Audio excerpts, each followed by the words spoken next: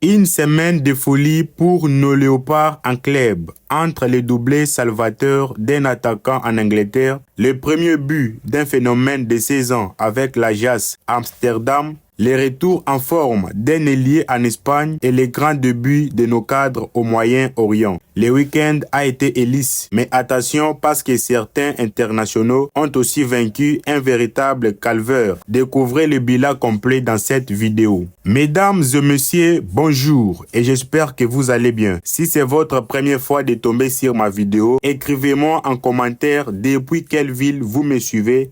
Ça me fera énormément plaisir. Alors, on commence en Allemagne avec Nathanaël Mboukou. L'attaquant congolais s'est illustré le mercredi 5 août lors d'un match amical complètement fou, remporté 5-0 par Augsbourg. Mboukou a participé à la fête en inscrivant l'un des buts de cette rencontre historique, une prestation qui confirme sa bonne dynamique avant le début de la saison. Direction maintenant en Angleterre avec Yoane Wissa. L'attaquant des Léopards a envoyé un message très fort avant la reprise officielle du championnat. Entré en jeu à la pause lors du match entre Newcastle et Valence, Wissa a tout simplement inscrit un magnifique doublé. 2 buts qui montrent que l'international congolais est déjà prêt pour relever les défis de cette nouvelle saison. En Suisse, Samuel Essende continue lui aussi de faire parler de lui. L'attaquant des Young Boys a délivré une superbe passe décisive lors du match nul 2 buts partout face à Lausanne. Même lorsqu'il ne marque pas, Samuel Essende continue d'être décisif pour son équipe et cela ne peut qu'attirer l'attention du sélectionneur Sébastien Desabre à quelques semaines du prochain rassemblement. Du côté de l'Angleterre encore, Marc Bola a vaincu une soirée exceptionnelle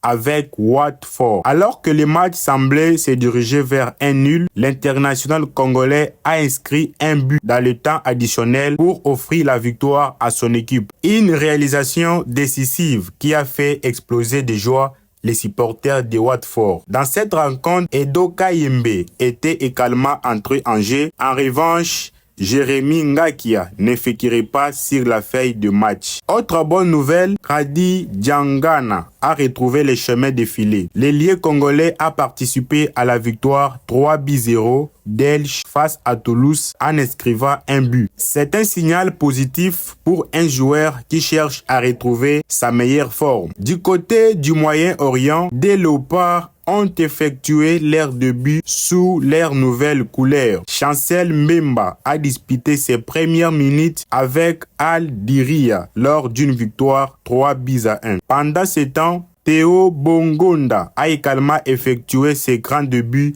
avec Al Fezali, des joueurs très attendus dans leur nouveau club. Et puis le dimanche 9 août, un autre Congolais a attiré toute l'attention. Jorti Mokyo, le jeune talent de l'Ajax, a une nouvelle fois démontré pourquoi il est considéré comme l'un des plus grands espoirs du football congolais. Entré en jeu lors de la première journée du championnat face à Zoul, il n'a eu besoin que de quelques minutes pour inscrire son premier but de la saison. Une entrée remarquée qui confirme tout son potentiel. Mais malheureusement, tout n'a pas été parfait pour nos léopards. William Balikwisha a connu une soirée difficile lors de la défaite 3-1 de son équipe contre Charleroi. Même scénario pour Joris Kayembe, battu 2-1 avec Jack. Enfin, Aaron Tibola a vaincu une rencontre particulièrement compliquée avec une lourde défaite 5-1 face au Celtic. Dans l'ensemble, les nouvelles restent largement positives pour les internationaux congolais. Entre le but de Yoane Wissa, Nathanaël Mboukou, Radi Djangana, Jorti Mokyo, la passe décisive de Samuel Essende et le début de Mbemba et Bongonda, les léopards ont clairement marqué les esprits cette semaine. Maintenant, selon vous, quel léopard a réalisé la meilleure performance de la semaine? Yoane Wissa avec son doublé, Jorti Mokyo avec son entrée fracassante, Marc Bola avec son but décisif ou un autre joueur? Dites-nous votre choix dans les commentaires. N'oubliez pas de partager cette vidéo, de vous abonner à la chaîne et d'activer la cloche des notifications pour ne rien manquer de l'actualité des léopards de la RDC. À très bientôt. Je vous remercie.